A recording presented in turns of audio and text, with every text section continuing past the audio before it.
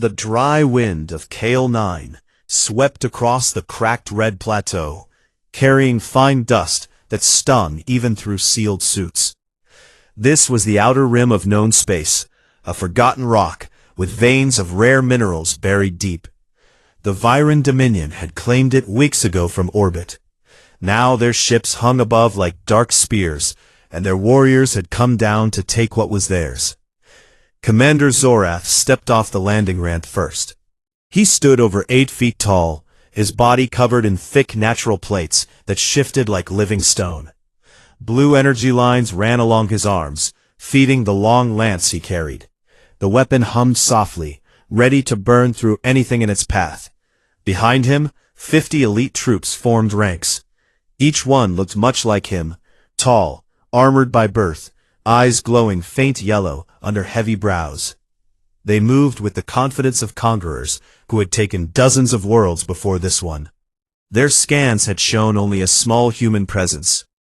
A research outpost, no more than 30 people, a few domes, some antennas, and light vehicles.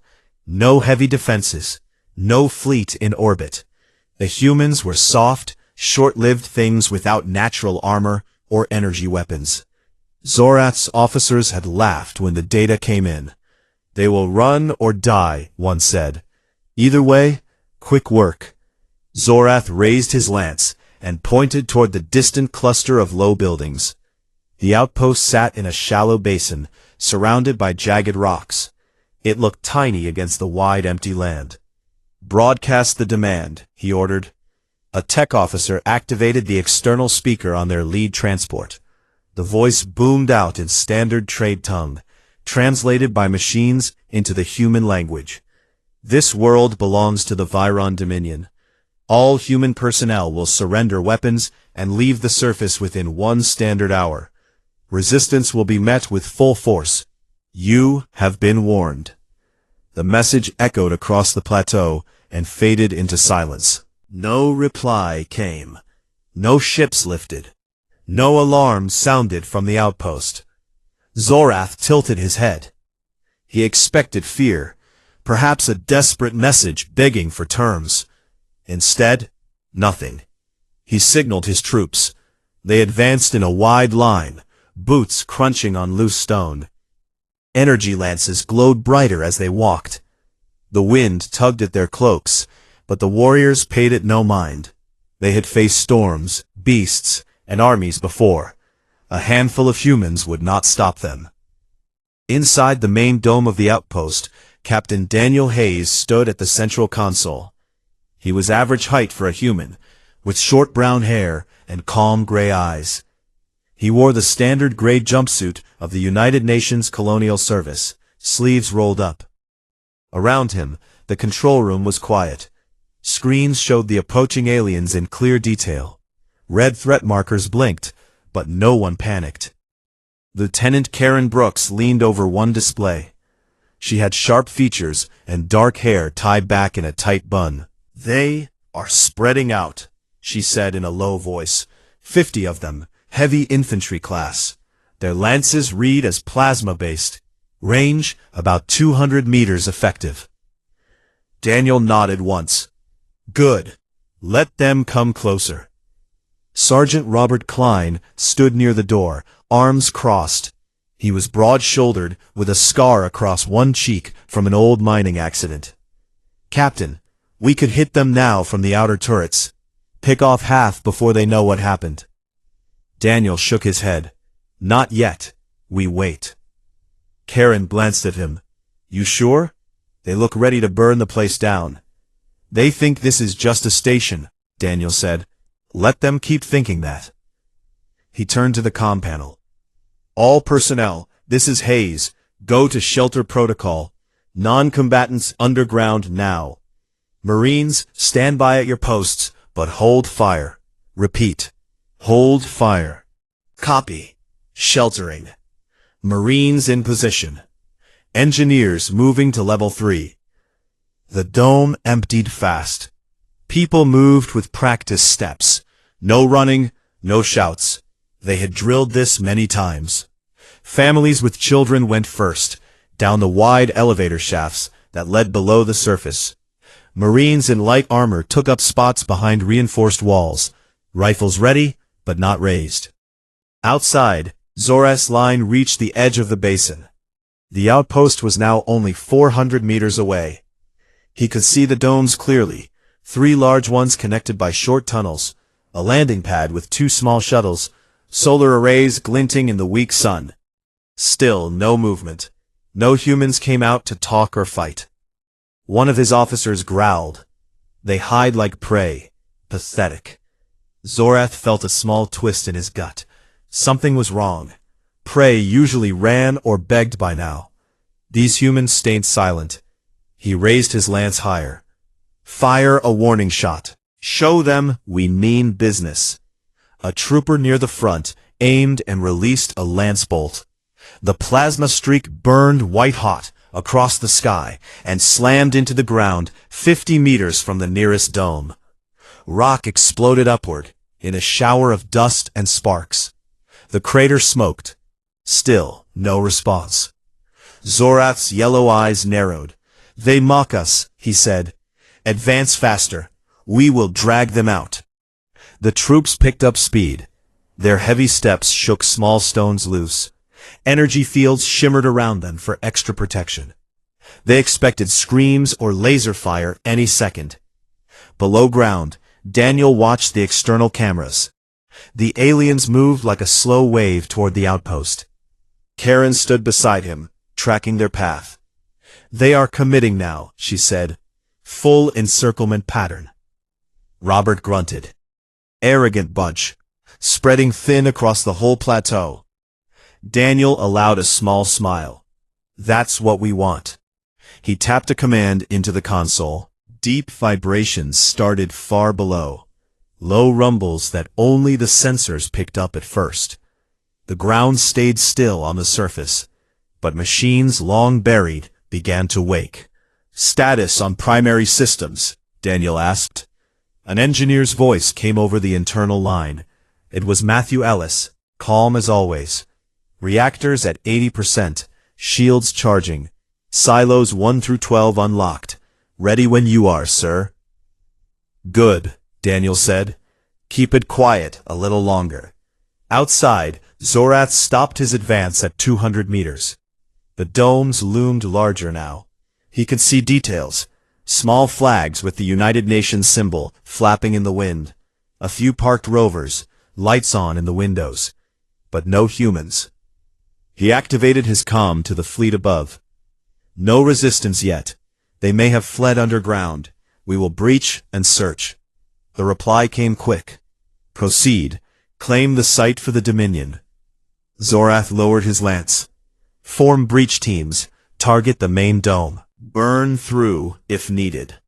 His troops split into groups. Some moved to flank. Others readied charges. The air filled with the low hum of charging weapons. Inside the control room, Karen pointed at the screen. They are getting bold, Captain. Daniel looked at the feed. The aliens were close enough now that he could see the glow of their eyes. Almost time, he said softly. He opened a channel to the external speakers. His voice carried out clear and steady across the plateau. This is Captain Daniel Hayes of United Nations Colony 47. You have entered restricted space without permission. You will stop your advance immediately and return to your ships. This is your only warning. The words hung in the air. Zorath froze. His troops paused, lances still raised. For the first time, they heard a human speak, not in fear, but in command. They dare order us, he muttered. He lifted his lance to signal the charge. But before he could give the word, the ground trembled. Not a quake, but something controlled. Dust rose in thin lines across the plateau. Panels hidden under rock began to shift. The aliens looked down. Their sensors screamed warnings. Daniel watched the readouts. Now, he said. The first armored plate slid open with a deep groan. A massive railgun barrel rose from the earth, slow and unstoppable. Then another, and another. Across the wide basin, what looked like empty ground peeled away to reveal gun emplacements, missile tubes, and shield generators. The humans had not built a simple outpost. They had built it on top of something much older and much stronger. Zorath's troops stood frozen, eyes wide. Their confidence cracked in an instant. The thing humans called a fortress was waking up. Word count approximately 1,200. Here is a visual of towering alien warriors advancing on a barren world. The alien warriors held their positions around the wide basin. Their lines stretched across the rocky plateau like a wall of living stone. Commander Zorath stood at the center, his lance still raised halfway. The warning shot smoke drifted upward in thin gray curls. The human captain's voice had just faded from the speakers. Calm, clear, almost polite. It felt wrong. No fear, no anger, just words. Zorath turned his head slowly. His yellow eyes scanned his troops. They waited for the order to charge, but none came yet. Something in the air had changed. The ground felt different under their boots, not shaking hard, but humming. A low vibration that traveled up through their legs. Their armor sensors picked it up too, small alerts flashing in the corners of their helmet displays. Seismic activity. Deep. Steady. One officer stepped closer to Zorath. His name was Krell, second in command. Tall even for a Viren, with extra plating across his shoulders from old battle scars. Commander, the humans mock us. They speak as if they hold power here. We should burn the domes now. Zorath did not answer right away. He stared at the nearest dome. Lights glowed behind the thick windows. Shadows moved inside. Humans walking, not running. One figure stopped and looked out directly at the alien line. It raised a hand in a small wave, then turned away like the invaders were no more important than a passing cloud. Krell growled low in his throat. They play games. Let me take a team forward. We will drag their leader out myself. Wait, Zorath said. His voice was quiet but firm. He did not like the feeling in his chest. It was not fear, not yet, but something close to doubt. Virens did not doubt. They conquered. They took. Yet here on this empty rock, the prey refused to act like prey. He opened a private channel to the fleet in orbit. Scan the surface again. Full depth. Look for hidden structures. Power sources. Anything we missed. The reply came fast. Scanning. Initial readings show only light civilian infrastructure. No military signatures. Power output matches a small research colony. No shields. No heavy weapons detected. Zorath closed the channel. They hide something, he muttered. Below the surface, in the deep control room, Captain Daniel Hayes watched the same feeds. The aliens had stopped moving forward. Good. They were thinking now. Maybe even worried. Lieutenant Karen Brooks stood next to him. She pointed at one screen. It showed thermal imaging. The Viren troops gave off strong heat signatures from their natural armor and energy weapons. They are holding at 200 meters, spreading thinner than before. Their commander looks unsure. Daniel nodded. They expected us to panic. We didn't. Now they wonder why. Sergeant Robert Klein leaned against the wall, arms folded. Let me take a squad topside. We can pick off their officers from the outer ridges. Easy shots. Daniel shook his head again. No shooting yet. We give them time to see.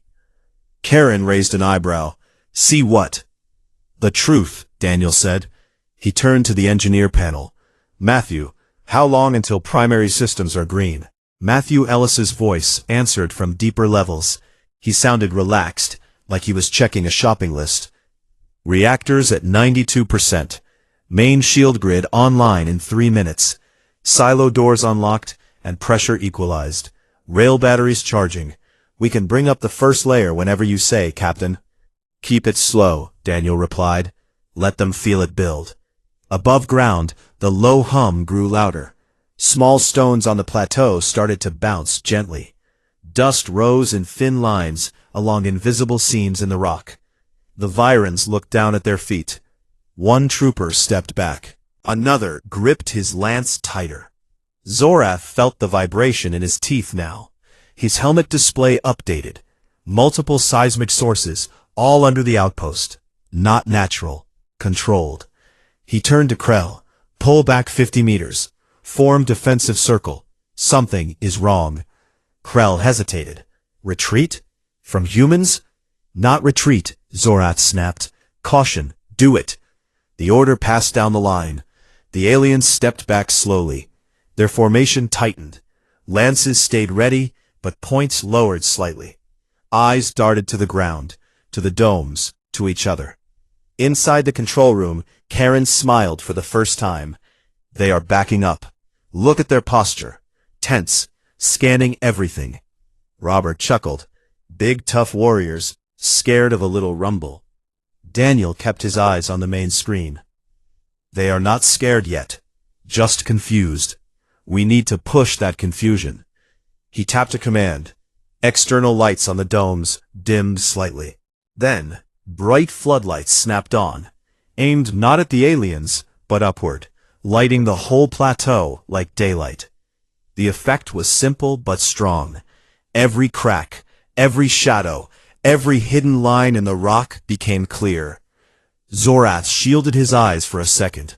When he looked again, he saw something new. Thin lines of dust, settling along straight paths across the ground. Paths that looked too perfect to be natural. Like seams, like doors. He activated his lance's targeting mode. It swept the area.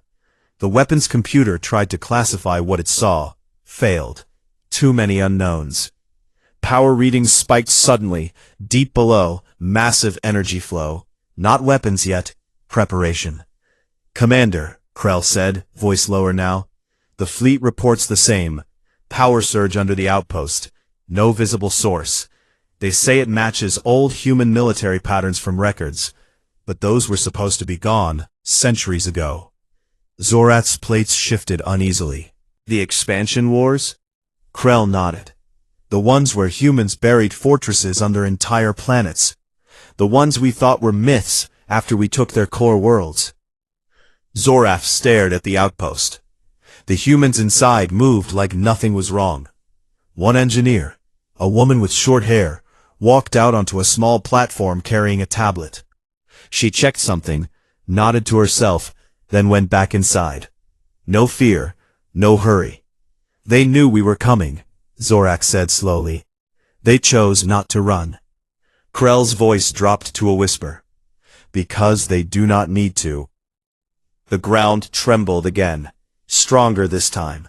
A deep groan echoed from below, like metal waking up after long sleep. Across the plateau, small rocks rolled away as the first armored panel cracked open. Not all the way, just enough to show a dark slit. Something huge waited inside. Zorath's troops shifted. A few stepped back without orders. Their lances flickered as hands shook slightly. Daniel watched it happen on the screen. Good, he said quietly. They are starting to understand. Karen crossed her arms. How long do we let this go on? Until they either run or force our hand, Daniel answered. Either way, the fortress shows itself on our terms. Robert grinned. I like our terms. Outside, Zorath raised his lance high, not to attack, but to hold position. Stand firm, he shouted to his troops. We are Viran. We do not fear shadows. But even as he spoke, another panel shifted. A low whine filled the air. Something mechanical, something big. The aliens froze again, their eyes locked on the ground. The hum grew into a steady roar. Dust swirled upward in controlled patterns. Deep below, Matthew Ellis's voice came over the comm. Layer 1, ready, Captain. Say the word. They both nodded once. He pressed the command key. The first railgun barrel rose slowly from the earth. 10 meters tall, thick as a transport ship. Black metal gleamed under the floodlights. Then a second rose beside it. Then a third. The plateau cracked open like an egg. What the humans called Fortress Alpha began to wake. Zorath stared upward. His lance dropped to his side. For the first time in his long life, a Viren warrior felt truly small. His troops stood paralyzed. Not one moved. The fortress kept rising. The railgun barrels kept rising. Slow, heavy, like giants waking from a long sleep. One after another, they pushed up through the cracked rock. 10 meters, 15, 20. Black steel caught the floodlights and threw sharp reflections across the plateau. The ground groaned as more panels slid open. Missile tubes followed, wide mouths pointed at the sky. Shield emitters hummed to life, sending faint blue ripples into the air. Commander Zorath stood rooted to the spot. His lance hung loose in his grip. The weapon's energy field flickered, then died as his fingers forgot to hold the charge. Around him, his elite troops did the same. Lances lowered, feet shifted back without thought. Eyes wide under heavy brows, the yellow glow in them dimmed. Krell, his second, tried to speak. His voice came out rough. "Commander, what is this?" Zorath did not answer. He could not look away from the rising fortress. What he had called a weak research outpost now showed its true face. Layer after layer unfolded. Armored walls rose from hidden silos. Thick plates locked into place with deep metallic clangs. Turrets spun slowly, tracking every Viren on the plateau. Point defense lasers blinked red as they powered up. Drone bays opened like flower petals, and small flying machines lifted off in quiet swarms. The humans had not built something new here. They had hidden an old war machine under dirt and time, something from their expansion wars, something made to survive when planets burned. Inside the main control room, Captain Daniel Hayes watched the external feeds. The aliens had stopped moving completely. Good. Lieutenant Karen Brooks stood beside him. She crossed her arms and nodded at the screen. "Look at them. Not one has raised a weapon since the first barrel came up." Sergeant Robert Klein laughed once, short and low. Frozen like statues. Daniel kept his face calm. "They are processing. Give them a moment." He opened the external speakers again. His voice carried clear over the hum of machinery. "This is Captain Daniel Hayes again. You are looking at Fortress Alpha. It was built here long before this colony. Its only job is to protect this world and everyone on it. You have one chance to leave. Use it. No threat in the words. No anger. Just fact." Zorath heard every syllable. His helmet translated them perfectly. He felt heat rise in his chest. Not rage, but something colder. Shame. His species had crushed human fleets before, taken their cities, burned their ships. Yet here, on a dead rock, a handful of humans had turned the tables without firing a shot. He forced his voice to work. "Form up. Defensive stance. Prepared to engage." The order sounded weak even to him. His troops tried to obey. They raised lances. They stepped into tighter groups. But movements were slow, hesitant. Eyes kept darting to the new towers, to the barrels that could punch through their ships in orbit, to the shield walls now tall enough to block the horizon. One young trooper near the edge whispered, "They have us ranged. Every one of us." Another answered, "Their weapons do not match ours. They are bigger, older, meaner." Zorath snapped, "Silence, focus."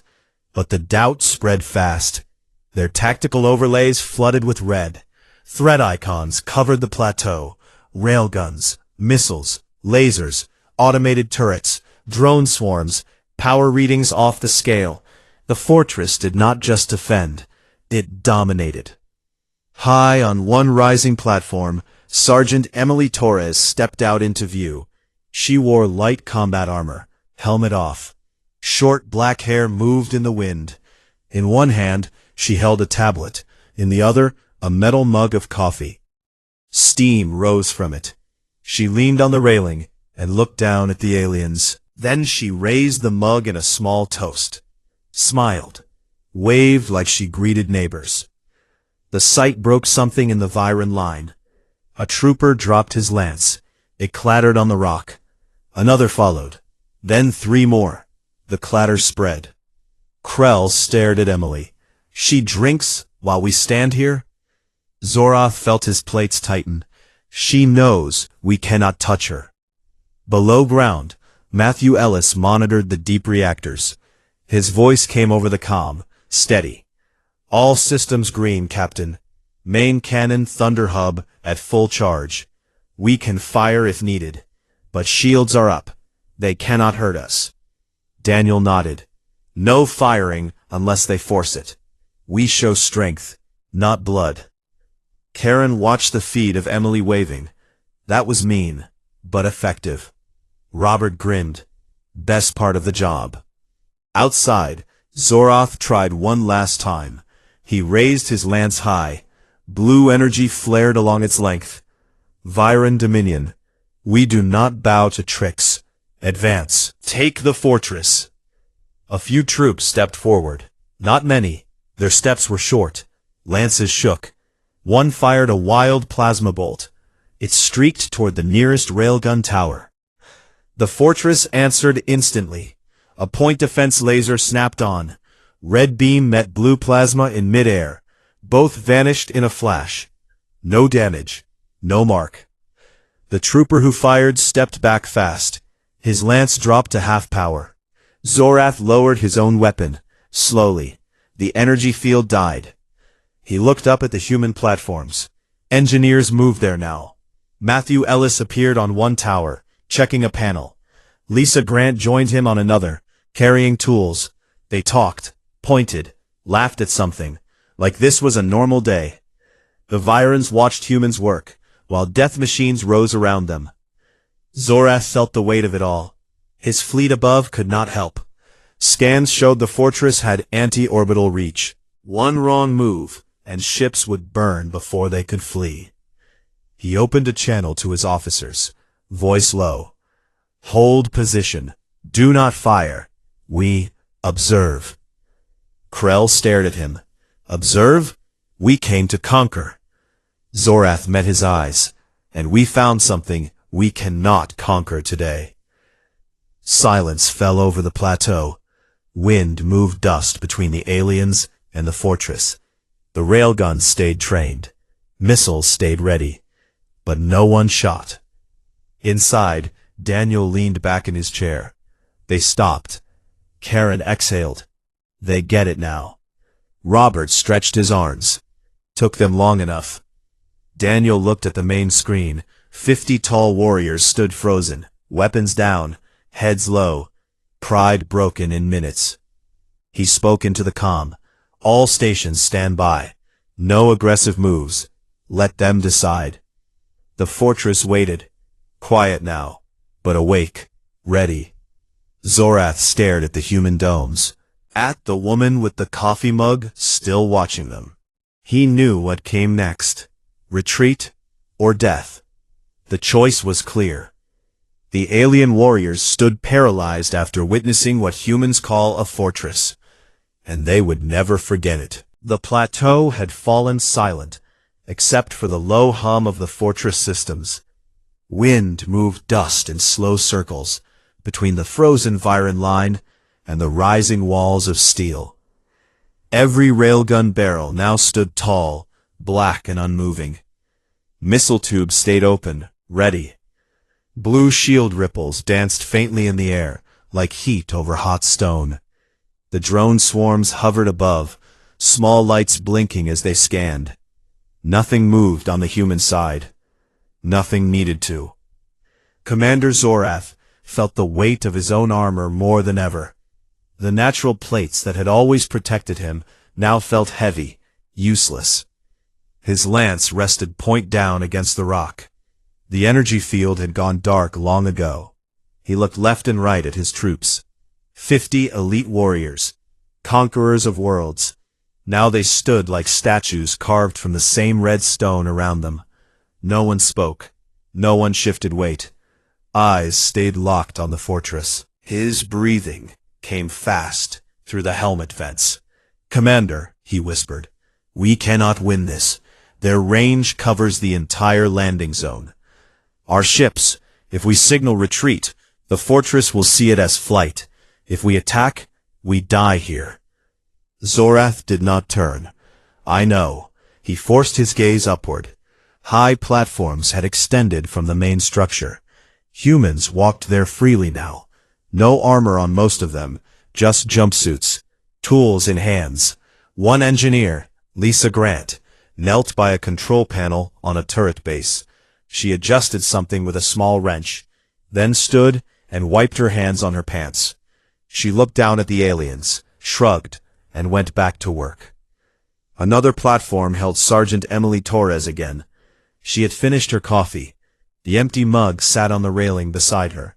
She leaned forward, elbows on the metal, and watched the Virans with calm interest, like she studied animals in a zoo. She raised one hand slowly and made a small "come here" gesture with her fingers. Then she pointed at their ships in the sky. Then she made a cutting motion across her throat. Simple signs, clear meaning. Leave, or else. A low murmur spread through the Viran ranks. Not words, just sound. Fear given voice. Zorath felt it in his own chest. The same cold twist. His species had no word for surrender. They took or died trying. But death here would mean nothing. No glory, no songs, just erasure by machines that had waited centuries for this moment. He opened his comm to the fleet, voice steady as he could make it. "All ships, prepare for emergency lift. No weapons hot, no targeting locks. We withdraw under observed conditions." The reply came quick from the flagship. "Understood. Engine spooling. Landing craft on standby for pickup. ETA 3 minutes." Zorath closed the channel. He looked at his troops. Form up, slow march to extraction points. No sudden moves. Krell stared at him. "We run? We live," Zorath said. "That is enough today." The order passed along the line. Slowly the Virans turned, steps backward at first, then sideways. They kept facing the fortress as they moved. Lances stayed low. Some dropped them entirely. Metal clanged softly on rock. Inside the control room, Captain Daniel Hayes watched every step on the screens. "They are pulling back." Lieutenant Karen Brooks exhaled long and slow.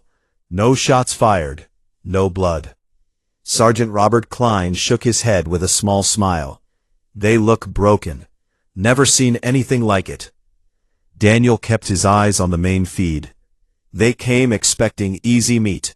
They found a trap that was never hidden, just forgotten. Matthew Ellis's voice came over the comm from the deep levels. "Thunder Hub at full standby. We can still hit their ships if they try anything stupid." "Hold," Daniel said. "Let them go. Word will spread faster than wreckage."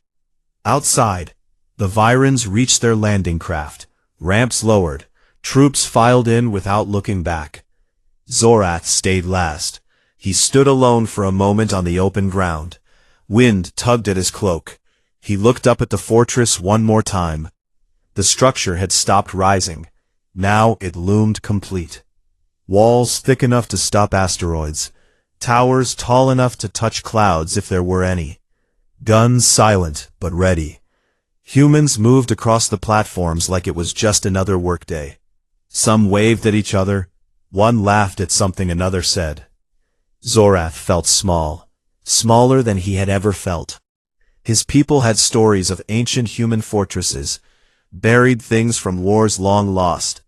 Legends said they slept under dirt until needed. No one believed the stories anymore. Not until now.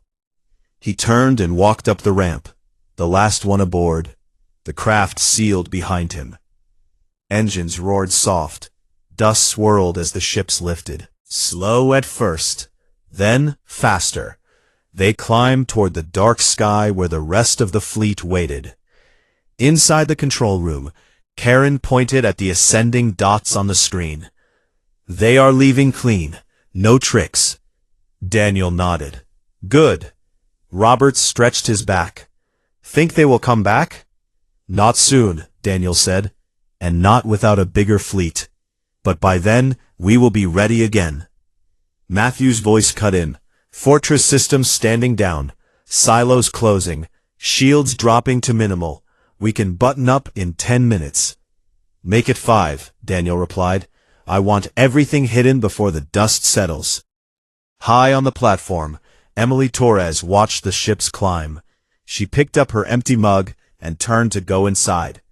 Before she did, she looked down at the empty plateau, raised the mug one last time in a quiet salute, then disappeared through a hatch. The fortress began to fold back into the ground. Panels slid shut. Gun barrels lowered into silos. Walls sank. Rock and dirt shifted to cover seams. In minutes, the plateau looked almost the same as before.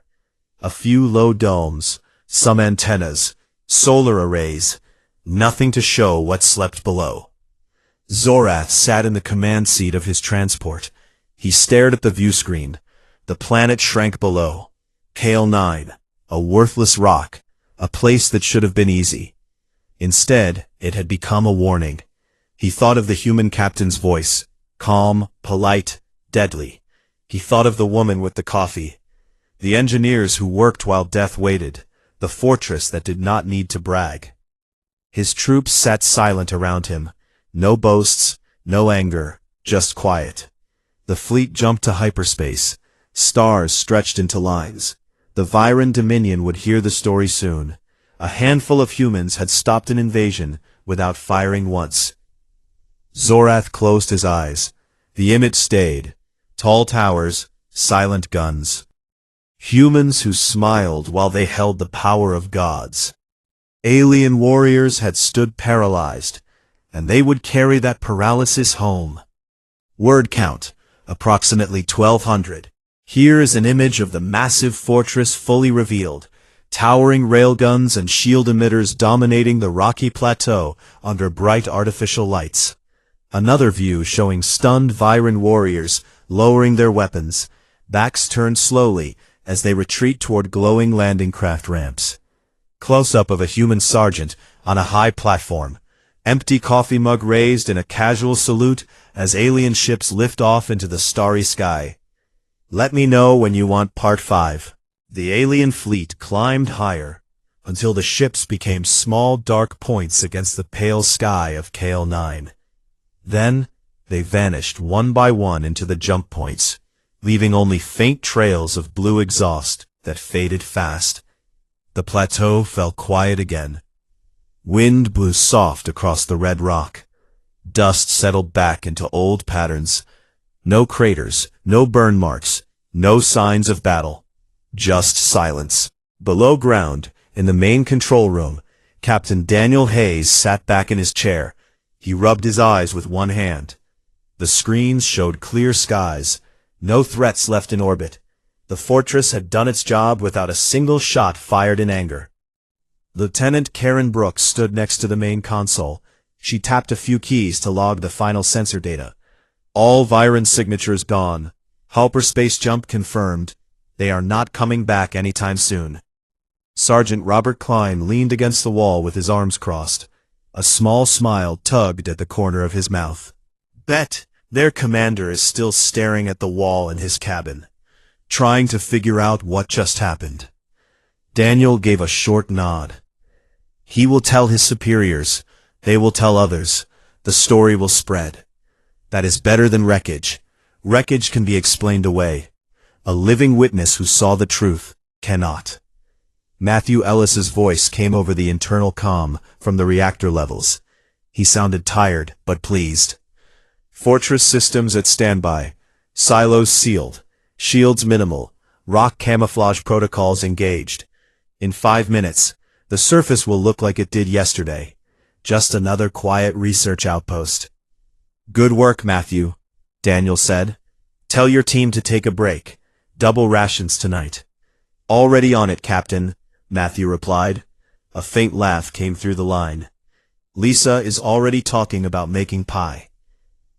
Daniel allowed himself a small smile. Normal talk. Normal life. That was the point.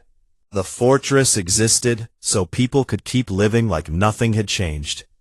He stood up and walked to the observation window that looked out over the now covered plateau. Through the thick glass, he saw the low domes and antennas standing peaceful under the weak sun. No towers, no guns, just rock and metal blended together like they had always been there. Karen joined him at the window. You think we should have fired once, just to make the point stronger? Daniel shook his head. No, fear works better when it comes from imagination. They saw enough. They felt it. That is what will keep them away. Robert came over too. He looked out at the empty land. Still hard to believe. 50 of those big bastards came down ready to burn us out. Now they run with their tails between their legs. All because we let them see what we really have. Daniel turned to him. We did not let them see. We showed them. There is a difference. Letting means mistake.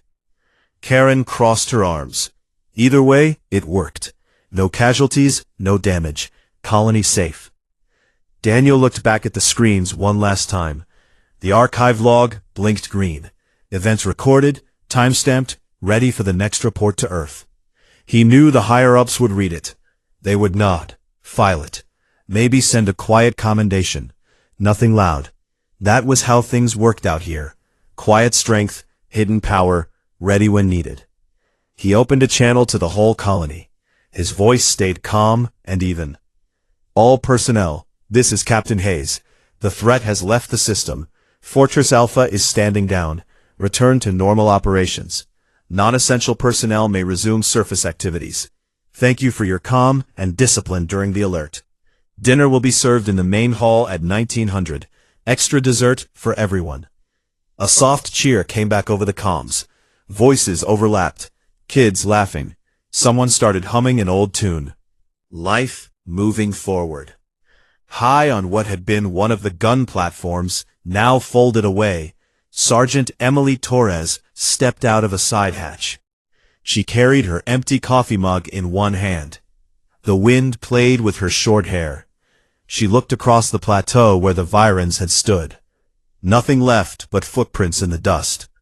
She raised the mug in a quiet toast to the empty space. See you never, she said softly. Then she turned and walked back inside. The hatch closed behind her with a soft click. Down in the deep levels, engineers moved through wide corridors. Lights came on in sections as people returned to their posts. Machines hummed low as they cooled. Lisa Grant checked one last panel. She ran her hand over the smooth metal. Good boy, she murmured to the fortress like it was an old dog. You did great. Matthew Ellis walked past with a datapad. Pie in 1 hour. Do not be late. Would not miss it. Above ground, the last traces of dust settled. A small rover rolled out from one of the domes. 2 colonists got out to check the solar arrays. They talked about the weather, about tomorrow's shift, about what was for dinner. Normal words, normal day. Daniel stayed at the observation window a little longer. He watched the sun drop lower. Shadows grew long across the basin. The plateau looked peaceful, ordinary, exactly as it should. He thought about the Viran commander, Zorath, the tall warrior with glowing eyes and heavy plates. Right now, that warrior sat in a ship far away. He would replay the moment over and over. The ground opening, the guns rising, humans standing calm while death machines woke around them. A woman waving with a coffee mug, engineers chatting about food. Zorath would carry that image home. So would his troops. So would their leaders when the report came in. The Dominion would think twice before coming near human space again. Not because humans were cruel. Not because humans were loud. Because humans were patient. Because humans built things that waited. Because humans could smile while holding the power to end worlds. Daniel turned away from the window. He walked back to the console and shut down the last active feeds. The room lights dimmed to evening mode. Karen looked at him. "You okay, Captain?" He nodded. "Just thinking.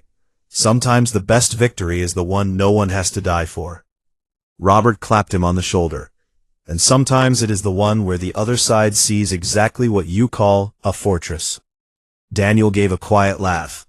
"Yeah, sometimes that."